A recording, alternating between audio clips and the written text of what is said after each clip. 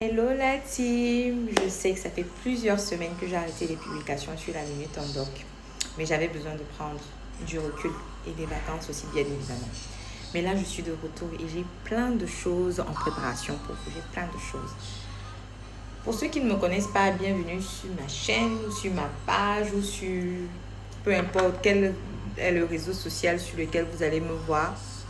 Pour la première fois, je suis le docteur Christine Daïrou. Je suis spécialiste en endocrinologie, diabétologie, maladies métaboliques, nutrition. Oui, je sais, ça fait long. Et tout ça, c'est toujours moi.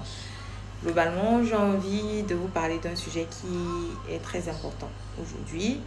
Un sujet qui me tient particulièrement à cœur, c'est le prédiabète. La preuve, c'était mon sujet de mémoire pour la fin de mes études, de ma spécialisation en endocrinologie.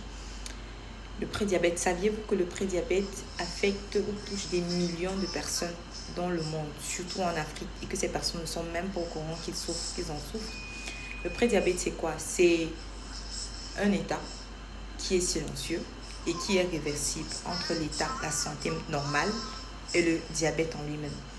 Très souvent, la plupart des gens ne ressentent même pas qu'ils souffrent du diabète ou du prédiabète, autant pour moi.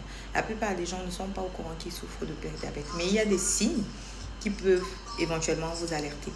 Des signes comme une soif inhabituelle et persistante. Des signes comme une fatigue inexpliquée et même après le repos. Des signes comme une variation du poids. Ça peut être la perte de poids, ça peut être la prise de poids sans changement particulier dans votre alimentation ou dans votre style de vie. Ce sont des petits signaux que le corps vous envoie, mais ils ne veulent pas forcément dire que vous êtes déjà diabétique. Mais ils méritent d'en parler à votre médecin.